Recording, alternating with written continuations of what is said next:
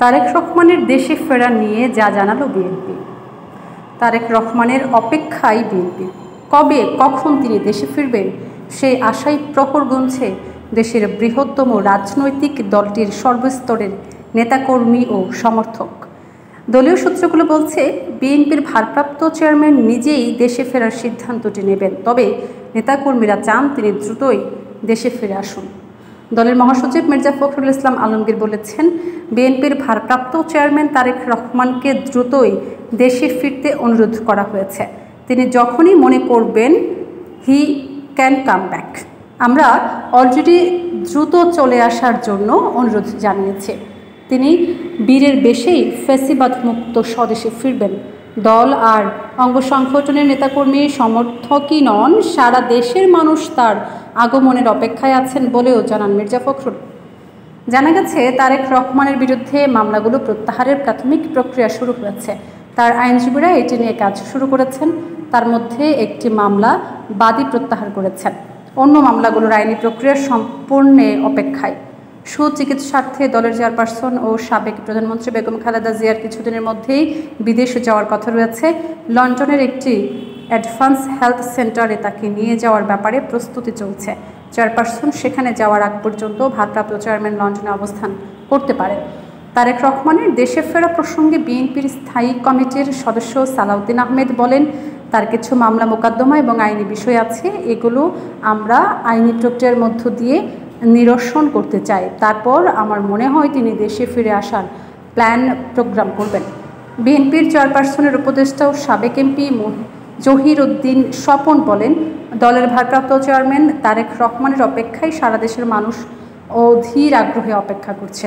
তিনি আইনের প্রতি শ্রদ্ধাশীল, যথাযথ আইনি প্রক্রিয়ায় তিনি সম্মানের সঙ্গে দেশে ফিরে আসবেন। বিএনপির আইন বিষয়ক সম্পাদক ব্যারিস্টার কায়সার কামাল বলেন, তারেক রহমান এই মাটির সন্তান, তিনি এখানে বড় হয়েছেন, লেখাপড়া করেছেন, তিনি অবশ্যই তার নিজ দেশে ফিরে আসবেন। আমরা ফ্যাসিস্ট হাসিনা সরকারের দেওয়া মিথ্যা মামলাগুলো আইনগতভাবে মোকাবেলার প্রক্রিয়া শুরু করেছি। এর মধ্যে বেশ কিছু মিথ্যা মামলা এবং এখন বাদীরাই প্রত্যাহার করে নিতে শুরু করেছেন।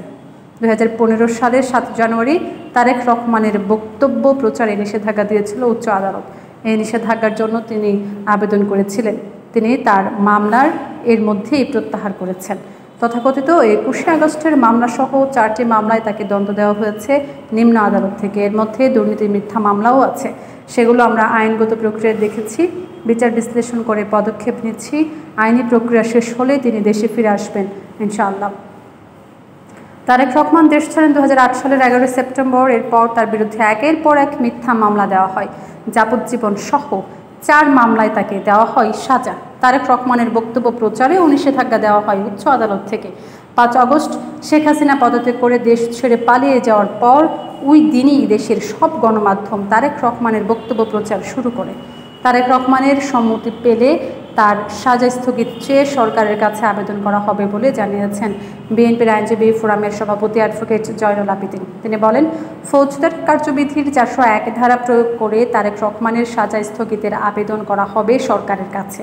এ ধারা প্রয়োগ করেই বেগম খালেদা জিয়াকে সামরিক মুক্তি দিয়েছিল আওয়ামী লীগ সরকার। তবে বিএনপির আইন বিষয়ক সম্পাদক ও তারেক রহমানের আইনজীবী ব্যারিস্টার কায়সার কামাল জানান, আইনি প্রক্রিয়ায় দেশে ফিরবেন তারেক রহমান।